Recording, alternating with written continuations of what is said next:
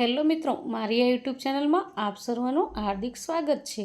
આજે આપણે ધોરણ 3 વિષય પર્યાવરણ અને તારીખ 4/1/2025નું આપણે આજે સામાયિક મૂલ્યાંકન કસોટીની સોલ્યુશન જોઈશું. પ્રશ્ન 1, સાચો વિકલ્પ પસંદ કરી કાઉન્સમાં લખો. તો 1, ઇગ્લુ પ્રકારના ઘર તમને કયા વિસ્તારમાં જોવા મળે છે? તો તેનો જવાબ બી આવશે. 3, નાવડીમાં બનાવેલા ઘરમાં ફરવા તમારે ક્યાં જવું પડશે? તો એ. 3, ભૂંગો પ્રકારના ઘર કયા વિસ્તારમાં જોવા મળે છે? તો ડી. 4, તમે બહુમાળી મકાનમાં 11મા માળે રહો છો, તો તમે ઘરે જવા માટે શેનો ઉપયોગ કરશો? તો ડી. 5, બદામ અને ઇલાયચીથી બનેલું કાશ્મીરના લોકોનું ખાસ પીણું કયું છે? તો કાહવા. 6, હોળીમાં બનાવેલા ઘરને શું કહે છે? તો સિકારા. 7, તંબુ બનાવવા માટે કઈ કઈ સામગ્રીની જરૂર પડે છે? તો કપડું અને ખીલા. 8, જાડી દિવાલવાળા માટીના ઘર કયા રાજ્યમાં વધારે જોવા મળે છે? તો એ. રાજસ્થાન. 9, પાકું મકાન કઈ કઈ વસ્તુઓમાંથી બને છે? તો સી. સિમેન્ટ, રેતી, લોખંડ. 10, મકાનના સૌથી નીચેના ભાગને શું કહેવાય છે? તો એ. ભોંયતળિયું. 11, અસમમાં જ્યાં વધુ વરસાદ પડે છે ત્યાં લોકો ઘરમાં જવા માટે શેનો ઉપયોગ કરે છે? તો ડી. લાકડાની સીડી. 12, ચમેલીનું ઘર મનાલીમાં છે તો તે કયા વિસ્તારમાં રહેતી હશે? બી. પર્વતીય. 13, કયું પ્રાણી રણપ્રદેશનું વાહન છે? તો સી. ઊંટ. 14, દાલ સરોવર ક્યાં આવેલું છે? એ. કાશ્મીર. 15, ભારતના કયા રાજ્યમાં સૌથી વધુ વરસાદ પડે છે? તો ડી. અસમ. હવે પ્રશ્ન 2, કાઉન્સમાં આપેલા શબ્દોનું વર્ગીકરણ કરો. તો અહીં પ્રાણી અને વનસ્પતિ. તો અહીં આપેલા છે વર્ગીકરણ માટે મધ, મકાઈ, પાલક, ઈંડા, ટામેટાં. તો પ્રાણીમાં આવશે ઈંડા અને મધ, અને વનસ્પતિમાં આવશે મકાઈ, પાલક અને ટામેટાં. 2, પ્રાણી અને વનસ્પતિ. તો અહીંયા શબ્દો આપેલા છે હળદર, દૂધ, બટાકા, માંસ અને માછલી. તો આપણે વર્ગીકરણ કરવાનું છે. તો પ્રાણીમાં આવશે દૂધ, માંસ અને માછલી, અને વનસ્પતિમાં આવશે હળદર, બટાટા. 3, દૂધી, ભીંડો, મૂળા, ટામેટાં, ગાજર. એનું વર્ગીકરણ કરવાનું છે. જમીનની અંદર થતા શાકભાજી અને જમીનની બહાર થતા શાકભાજી. તો જમીનની અંદર થતા મૂળા, ગાજર, અને જમીનની બહાર થતા શાકભાજી દૂધી, ભીંડો, ટામેટાં. હવે પ્રશ્ન 3, જોડકા જોડો કોઈ એક. તો એક રણપ્રદેશનું ઘર, તેની સામે શું આવશે? બી વિભાગમાંથી ભૂંગો. 2, બરફવાળા પ્રદેશનું ઘર, તો તેનું સામે 4 નંબર આવશે ઇગ્લુ. 3, હોડીમાં બનાવેલું ઘર, તો 5 નંબર આવશે સિકારા. 4, જંગલની મુસાફરી સમયે બનાવતું ઘર, તો 1, તંબુ. 5, મેદાન પ્રદેશનું ઘર, તો બહુમાળી ઘર. હવે બીજું, ખૂબ જ ઓછો વરસાદ, તો 3, રાજસ્થાન. ભારતનું પાટનગર, 5, નવી દિલ્હી. 3, ખૂબ જ વરસાદ પડે, તો અસમ. 4, કાશ્મીરનું પીણું, તો 2, કાહવા. 5, પર્વતીય પ્રદેશ, તો 4, મનાલી. 3, અસમ, તો 3 નંબર આવશે વાંસના થાંભલા પર બનાવેલું ઘર.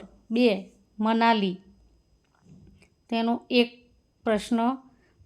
એક જવાબ પથ્થર અથવા લાકડાનું ઘર. 3, રાજકોટ, તો એનો 5 નંબરનો આવશે ઊંચી બિલ્ડિંગમાં આવેલું ઘર. 5, રાજસ્થાન, તો એનો જવાબ છે માટીનું મકાન. 5, શ્રીનગર, તો એનો જવાબ આવશે હાઉસબોટ. હવે આપણે પ્રશ્ન 4 નીચે આપેલા પ્રશ્નોના સવિસ્તાર જવાબ આપો. તો પહેલો પ્રશ્ન છે, નાનું કુટુંબ અને મોટું કુટુંબ વચ્ચેનો તફાવત જણાવો. તો અહીં છે નાનું કુટુંબ અને મોટા કુટુંબનો તફાવત. તો 1, નાનું કુટુંબ, નાના પરિવારોમાં બાળકોની સંભાળ રાખવા માટે પરિવારોમાં ઓછા લોકો હોય છે, અને મોટા કુટુંબમાં એક જ ઘરમાં ઘણા બાળકો રહે છે અને તેઓ તેમના માતા પિતા પર વધુ આધાર રાખે છે.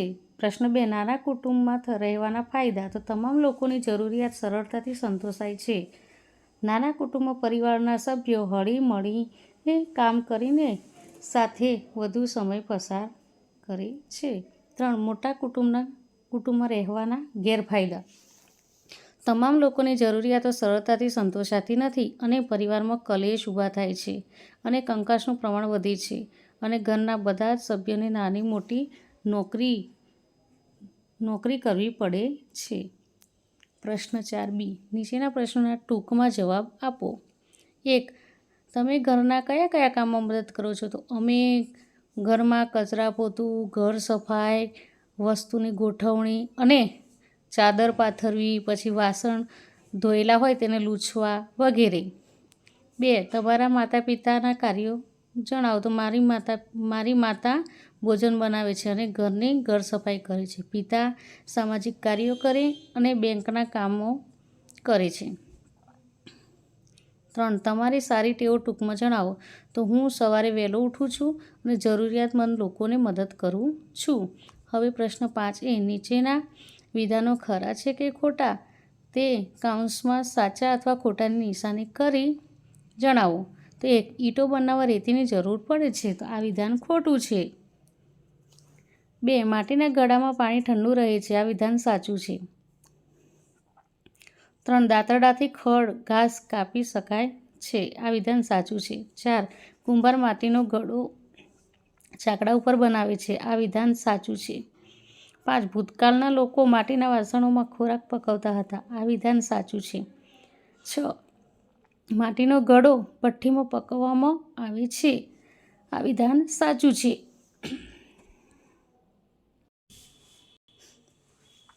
પ્રશ્ન 5b. નીચેના પ્રશ્નોના જવાબ 1-2 વાક્યમાં લખો.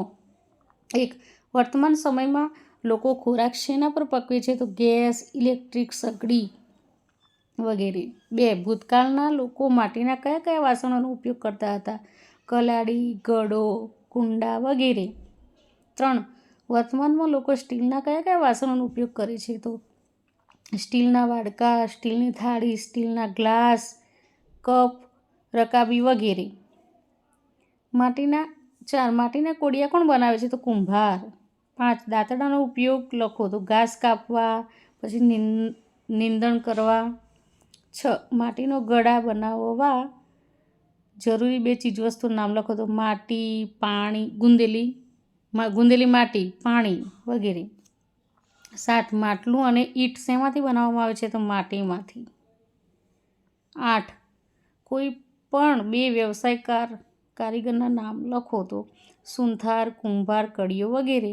9. દાંતરડું બનાવવા માટે તમે કોની પાસે જશો? તો અમે લુહાર પાસે જશું.